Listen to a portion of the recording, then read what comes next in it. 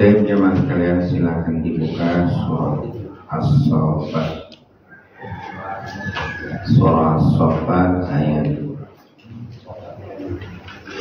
137.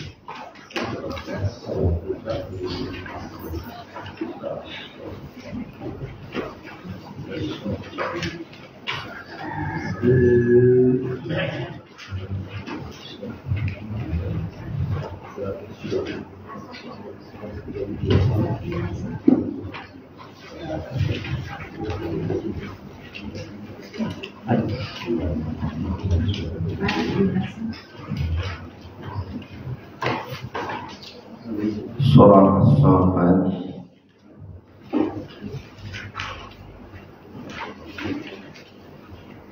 surah yang ke-37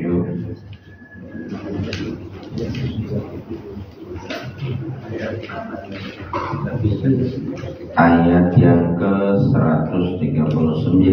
Kita mulai dari ayat 139.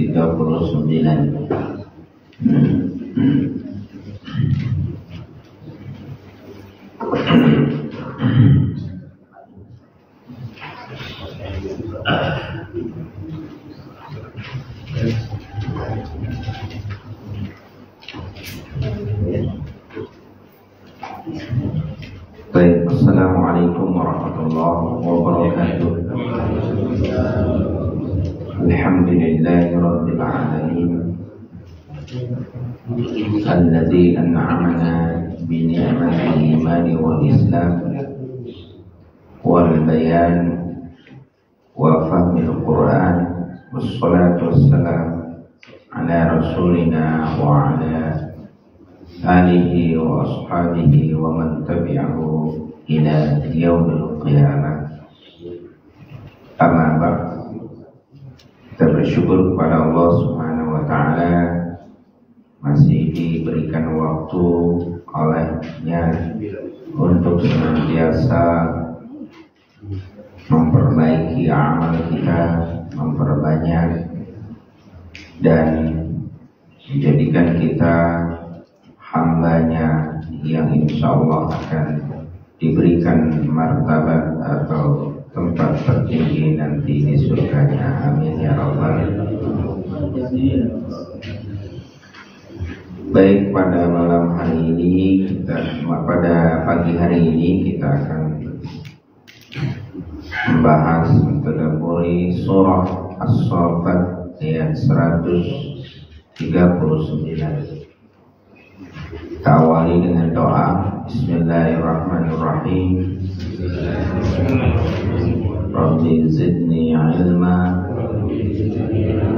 Allahumma anfa'ni bima 'allamtani wa 'allimni ma yanfa'uni warzuqni ilman yanfa'uni. Amin.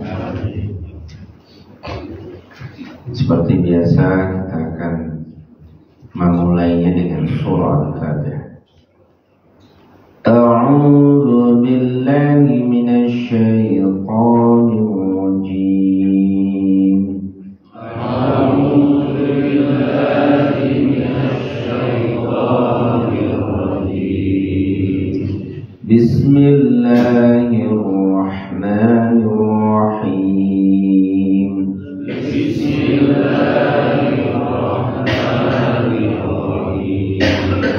Alhamdulillahi Rabbil Alamin.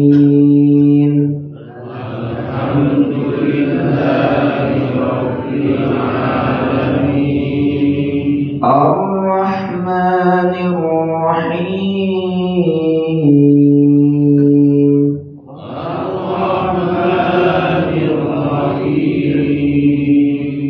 Maliki yaumiddin.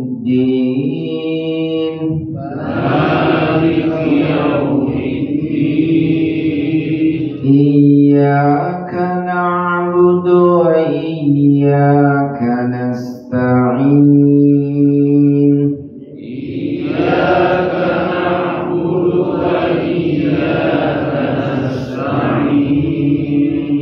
Ihdinas siratal mustaqim.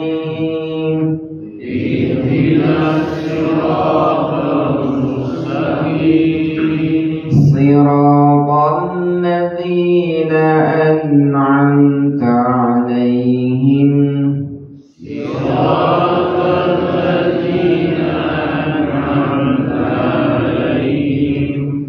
Siratal ladzina an'amta 'alaihim ghairil maghdubi 'alaihim waladdallin.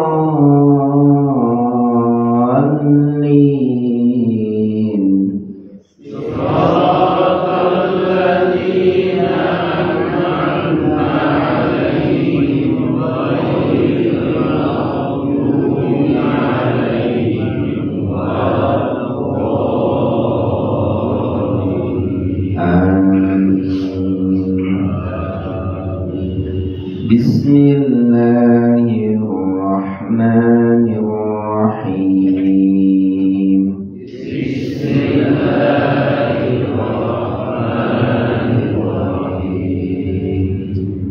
Wa inna Yunus laminal mursalin.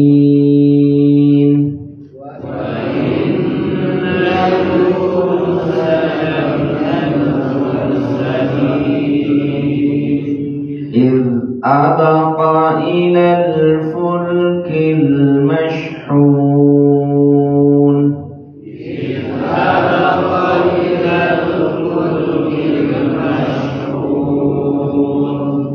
Fasahama fakana minal mudhadhin.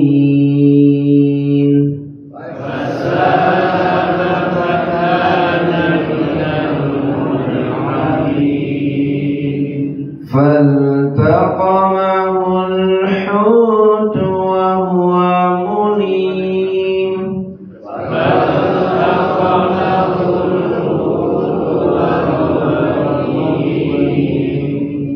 فلولا أنه كان من المسبحين.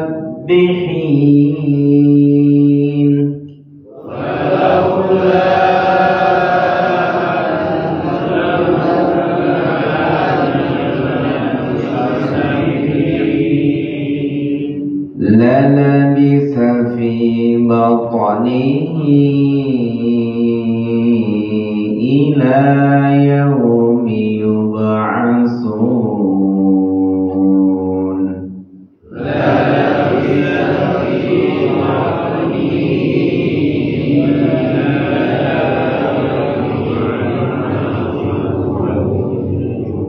Sadaqallahul azim.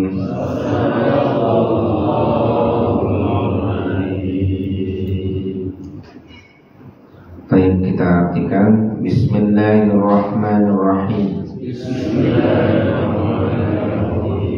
Wa inna Yunusa, dan sesungguhnya Nabi Yunus, laminal mursalin,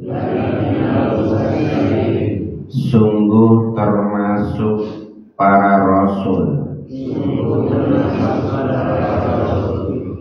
Il abaqa, ketika ia melarikan diri, ilal fulki, ke bahtera, al mashhuni, yang penuh muatan, fasahama, maka ia terkena undian, fakana,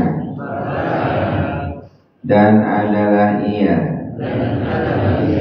minal mudhadhin, termasuk orang-orang yang kalah. Faltaqamahu, maka telah menelannya, al-hutu, seekor ikan, wa huwa mulim, sedangkan dia tercela. Falaula, maka sekiranya tidak, annahu, bahwasanya Nabi Yunus, kana adalah, minal musabbihin, termasuk orang yang selalu bertasbih, lalabitha, maka ia akan tinggal, fi batnihi, di dalam perut ikan itu, ila yaumi yub'atsun, sampai hari dibangkitkan.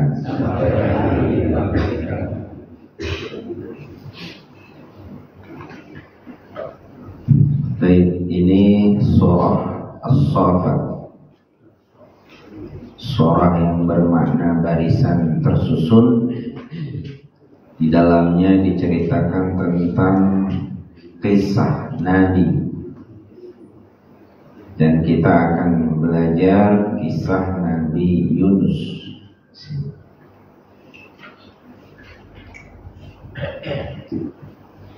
Tadi ada kalimat-kalimat yang cukup asing mungkin ya. Contohnya adalah abaqa. Kemudian ada lagi al-mashhun. Kemudian lagi ada saham, mudhadhin. Di abaqa itu menurut ahli tafsir dalam Jalalain dan Ibnu Katsir, abaqa itu hijrah, pergi tanpa pamit. Abaqa itu hijrah atau pergi tanpa pamit. Nah, dalam bahasa kita apa? Kabur. Kabur, meninggalkan amanat, meninggalkan tugas. Meninggalkan tugas, seorang nabi meninggalkan tugas tanpa pamit sama Robnya. Itu namanya abaqa. Kaburnya kemana? Ilal fulkil mashhun, ke bahtera atau sebuah kapal yang ternyata kapal tersebut penuh dengan penumpang, sangat penuh. Di dalam kitab I'anatul Talibin yang ditulis oleh Said Abu Bakar Syafal, halaman 267, di situ dijelaskan bahwa peristiwa ini itu terjadi pada 10 Muharram, pada hari 10 Muharram, tepatnya seperti itu. yang disebut dengan hari Asyura. Kalau orang Jawa bilang Suro. Maka terkenal dengan bulan Suro. Ternyata di situ diceritakan banyak sekali peristiwa-peristiwa yang terjadi di bulan Suro atau di hari ini. Termasuk dibelahnya lautan untuk Bani Israel, kemudian diselamatkan dari penjajahan Fir'aun, kemudian Nabi Yunus selamat dari ikan, dan seterusnya.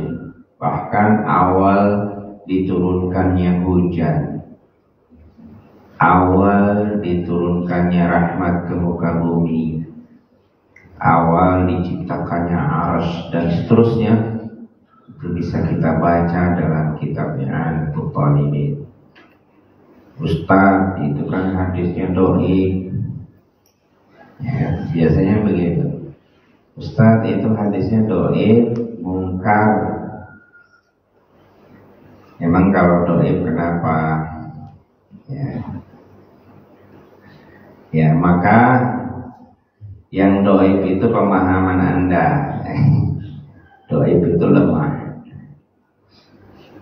Hadis dhaif itu kalau untuk membicarakan hal-hal yang mustahab, hal-hal yang disunnahkan itu boleh. Dan itu pun dicantumkan dalam tafsir Ibnu Katsir. Imam Ibnu Katsir sering mengutip hadis dhaif. Imam Al-Qurtubi juga begitu. Dan para ahli tafsir yang lain juga sering mengutip hadis-hadis dhaif. Kalau kita anti terhadap hadis dhaif, siapa kita? Ya kan? Dibandingkan dengan Ibnu Katsir dan yang lain-lain. Cuma mereka punya ilmu tentang kedhaifan itu, sedangkan Anda tidak punya ilmu tentang kedhaifan itu. Hanya ikut-ikutan Ustaz di YouTube. Ya kan? Baik, jadi kita merasa perlu melihat peristiwa ini. Wa inna Yunusa laminal mursal. Sesungguhnya Nabi Yunus itu sungguh dia adalah seorang rasul yang dia diutus setelah Ilyas. Ya. Dan nama lengkapnya adalah Yunus bin Matta. Yunus bin Matta itu dinisbatkan kepada ayahnya. Ada juga riwayat yang menjelaskan itu dinisbatkan kepada ibunya. Kemudian Yunus ini diutus ke sebuah negeri yang disebut dengan negeri itu, negeri namanya Ninawa. Ninawa itu tepatnya kalau sekarang itu letaknya di Irak. Ya. Nabi Yunus ini mendakwahkan para nabi dahulu itu dakwahnya seperti dalam surah Asy-Syura ayat 13, misi para nabi itu dua. Yang pertama an aqimuddin, kemudian yang kedua wala tatafarraqu fihi. Yang pertama tegakkan agama. Jadi ya, agama itu sebarkan dan tegakkan, sampaikan kepada seluruh umat manusia. Agama dalam bahasa Arab namanya din. Apa din itu? Surah Al-Imran ayat 19. Inna dina indallahil Islam. Sesungguhnya din di sisi Allah itu adalah Islam. Nah, Islam itu ada rukunnya, dan rukunnya bisa kita lihat dalam hadis Nabi riwayat Ibnu Umar, yang itu menghasilkan pemahaman kepada kita ada rukun Islam, ada rukun iman, dan ada ihsan, rukun Islam, rukun iman dan ihsan. Nah, hadis ini itu bersifat qat'i, karena ada dalil itu yang bersifat qat'i dan ada dalil yang bersifat zonni. Nah, kalau dalil yang bersifat qat'i itu penting bagi kita untuk kita paham. Jangan sampai kita tidak paham hadis tentang qat'i. Nah, kalau yang zonni itu jangan terlalu serius, karena zonni itu bersifat ikhtilaf, banyak perbedaan pendapat di dalamnya. Nah, kalau itu diseriusin maka kita akan menjadi wahsyah, timbul wahsyah dalam hati. Apa wahsyah itu? Kebengisan. Dan kesalahan kita, kebengisan itu kita tujukan kepada saudara kita sendiri, sesama muslim. Yang satu pakai kunut, satu enggak. Yang pakai kunut benci sama yang enggak pakai kunut. Buat masjid sendiri. Ya. Sampai-sampai timbul hamiyatul jahiliyah. Apa hamiyatul jahiliyah? Fanatisme jahiliyah. Yang itu tidak pantas. Maka guru kita Kiai Haji Maimun Zubair pernah ditanya di Madura waktu ada majelis besar, ditanya, Syekh, Imam Syafi'i itu sama NU itu bagus mana? Imam Syafi'i sama NU, marah itu. Kiai Maimun Zubair itu marah. Kalian anggap NU ini agama apa? Jadi seperti itu. Maka jangan sampai hanya sebatas ormas, hanya sebatas thariqah, ya, hanya sebatas sanad guru itu kita jadikan sebagai fanatisme berlebihan. Maka ada seorang kiai yang sedang berjalan bersama supirnya. Kata kiainya, kita nanti mampir di depan masjid, ada masjid, kita mampir, kita sholat Jumat dulu. Begitu mobil sudah dekat masjid, ternyata mobil itu lewat saja. Kenapa kok kita nggak mampir ke masjid? Masjidnya warnanya bukan warna hijau, Pak Kiai, warna lain. Nah, ini namanya hamiyatul jahiliyah, fanatisme jahiliyah. Jangan sampai itu terjadi. Nah, baik. Jadi Nabi Yunus, kembali lagi kepada Nabi Yunus, dia diceritakan abaqa ilal fulkil masyhur. Ketika itu dia nggak tahan dengan penderitaan kaumnya yang menolak dakwahnya dan akhirnya membencinya, dan Nabi Yunus kabur dan menemukan kapal yang penuh dengan penumpang.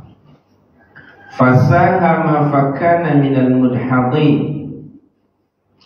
Maka di kapal itu, karena dia penuh penumpang, kemudian kapal itu dihempas dengan ombak yang begitu besar, dan dikhawatirkan kapal itu karam karena penuhnya penumpang, maka di situ harus diadakan pengurangan penumpang.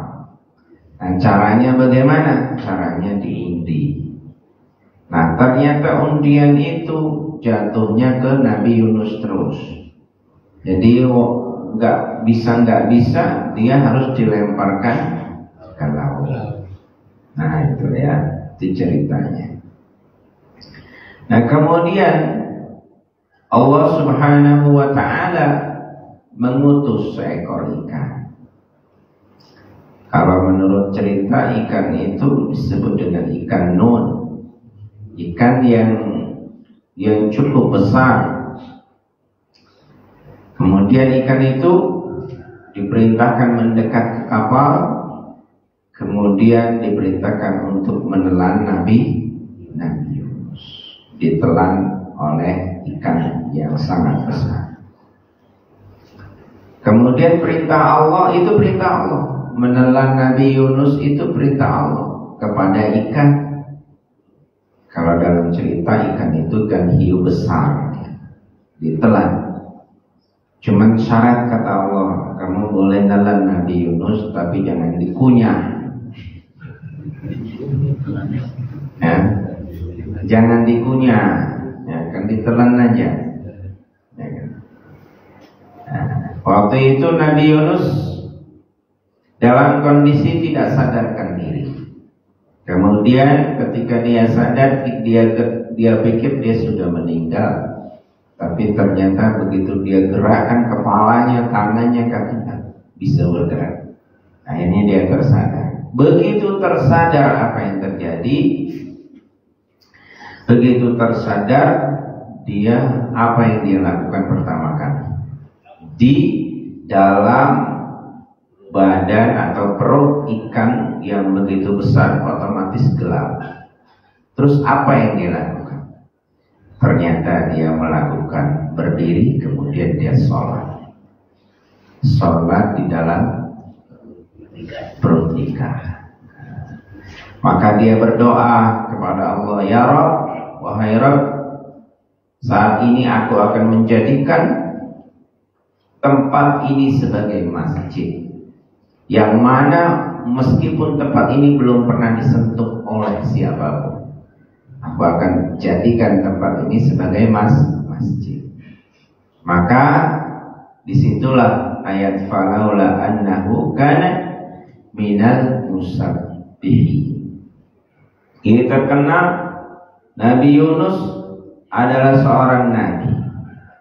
Meskipun dia dikategorikan orang yang berdosa karena dia seorang nabi tapi meninggalkan tugas tanpa izin kepada Rabb-nya, itu disebut dengan abaqo. Dan itu adalah kesalahan yang sangat besar. Tapi kesalahan itu menjadi diampuni. Kenapa? Karena dia adalah orang yang selalu bertasbih kepada Allah. Kalimat tasbih yang terkenal diucapkan oleh Yunus adalah La ilaha illa anta subhanaka inni kuntu minal zalimin. Panjang apa pendek? Pendek. Tapi maknanya panjang. Besar atau kecil? Kecil. Tapi maknanya besar. Berat atau ringan? Ringan diucapkan, tapi berat timbangannya. Ya. Khafifatani fil lisan, saqilatan fil mizan. Demikian dalam hadis dikatakan, kalimat tasbih itu adalah kalimat yang ringan diucapkan, tapi berat timbangannya. Apalagi di kalimat tasbih itu ada kalimat tauhid, la ilaha illa anta subhanaka inni kuntu minal zalimin. Coba kita ucapkan la ilaha illa anta subhanaka inni kuntu minal zalimin. La ilaha illa anta subhanaka inni kuntu minal zalimin. La ilaha illa anta subhanaka inni kuntu minal zalimin. La ilaha illa anta. Tidak ada Tuhan yang wajib disembah illa anta, kecuali Engkau. Subhanaka, Maha suci Engkau. Inni sesungguhnya aku kuntu adalah minaz zalimin termasuk orang-orang yang zalim. Pertama, tasbih ini mengandung kalimat tauhid. Apa kalimat tauhid itu? Kalimatu haqqin 'alaiha nahya wa 'alaiha namutu. Kalimat hak di mana di atasnya kita akan hidup dan atasnya pula kita akan meninggal, akan mati. Itu kalimat hak. Kalimat la ilaha illallah. Kalimat yang bisa mengalahkan dosa yang catatan dosanya itu 99 kotak. Yang satu kotaknya itu jika ditebarkan itu catatannya sejauh mata memandang. 99 catatannya 99 kotak. Yang satu kotaknya itu jika ditebarkan itu catatannya sepanjang mata memandang, sejauh mata memandang. Dan kalimat la ilaha illallah itu masih lebih berat dari dosa-dosa tersebut. Oleh karena itu kita jangan pernah meremehkan kalimat ini. Jangan sampai kita tahlil itu diremehkan hanya gara-gara memandang sesuatu amal itu bid'ah dan lain sebagainya. Nah, ini kekeliruan yang fatal. Tidak akan bisa ya amal atau amal apapun menandingi beratnya kalimat la ilaha illallah. Maka kita harus perhatikan ini. Ya. Dalam surat Muhammad ayat 19 itu dikatakan fa'lam annahu la ilaha. Fa'lam kata Allah, ilmuilah, pahamilah sedalam-dalamnya kata la ilaha. Subhanaka, kalimat tasbih bisa mengalahkan zikir sepanjang hari, bahkan setengah hari. Kalimat tasbih 3 kali bisa mengalahkan zikir dari pagi pada subuh sampai siang. Itu yang diajarkan oleh Nabi kepada istrinya. Itu kalimat tasbih. Kemudian yang terakhir, inni kuntu minaz zalimin. Kalimat di mana pengakuan kita bahwa kita ini banyak dosa. Itu ternyata nilainya lebih tinggi daripada pengakuan saya banyak amalnya. Saya banyak dosanya ya Allah. Jangan ini nilai ini lebih besar daripada pengakuan wahai Allah saya amalnya banyak. Nah, itu yang sombong itu yang mana? Ini kuntu minaz zalimin, apa ini yang lebih baik amalnya?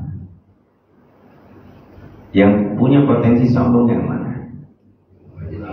Yang banyak amal. Sombong itu ajaran siapa? Syaitan. Jangan sampai ibadah kita itu disertai dengan misi setan. Kita beramal itu untuk Allah. Sehebat-hebat amal kita, maka tidak ada nilainya sedikit pun di hadapan Allah Subhanahu wa taala. Sebenarnya itu. Oleh karena itu kita harus mengaku inni kuntu minaz zalimin. Dan sehebat-hebatnya kita tetap aja masih tetap berbuat salah, ada dosanya.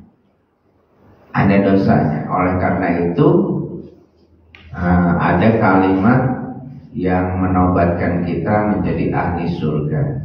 Apa kalimat itu? Sayyidul istighfar.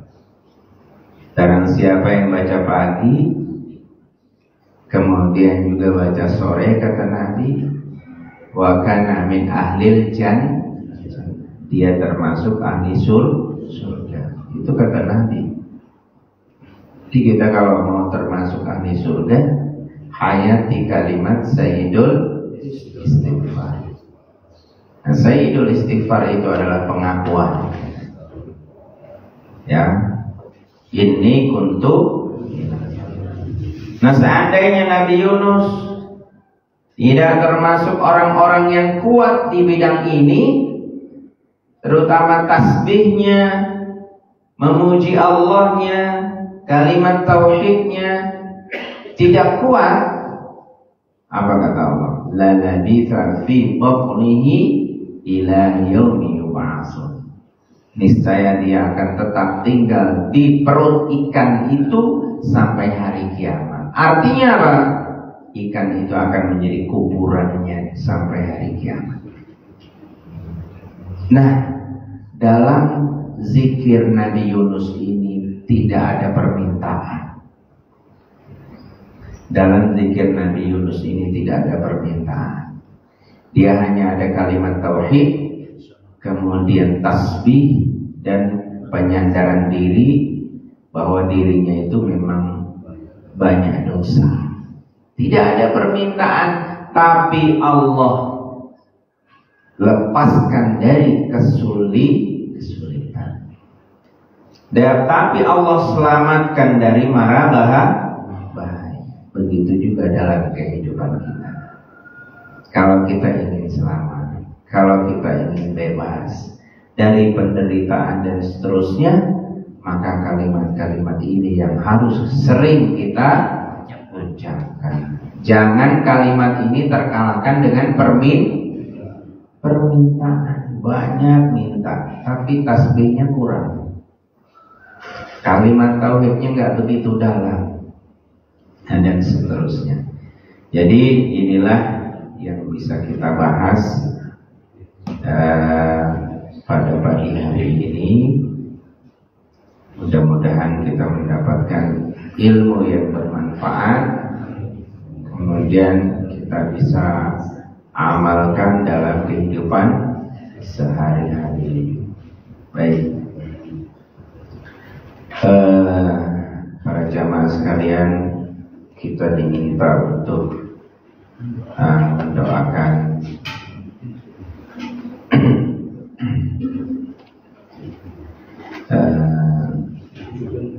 cucu,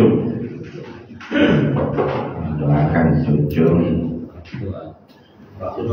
Pak Husni, cucu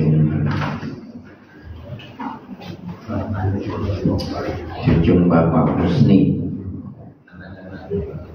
yang sudah diakikah, yang bernama Kamayil Muhammad Anarkia bin Gian Ahmad Rifki, lahir di Jakarta 10 Juli 2023. Mari kita doakan semoga anak ini menjadi anak yang muharrar itu seperti doanya istrinya Imran. Jadi kalau istrinya Ali Imran, nanti istrinya keluarganya Imran. Istrinya Imran itu berdoa kepada Allah, qalat imratu Imran rabbi inni nadartu laka ma fi batni muharrar. Jadi ketika dia hamil, kemudian dia berdoa kepada Allah, ya Allah, jadikan bayi yang ada dalam perutku ini adalah muharrar. Muharrar itu maksudnya adalah bebas dari syirik, bebas dari menyekutukan Allah. Dia hanya bersandar, tidak ada lain kecuali kepada Allah. Semoga anak ini menjadi anak yang seperti itu, anak yang bertauhid, sehingga anak ini juga menjadi anak yang mari kita doakan sesuai dengan kalimat yang Rasulullah SAW ajarkan kepada kita. Al-Fatihah.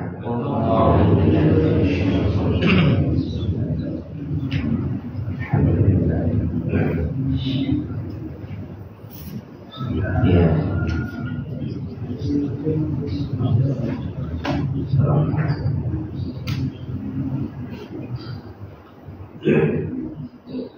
Mari kita baca sama-sama. Barakallahu lahu fil mauhibi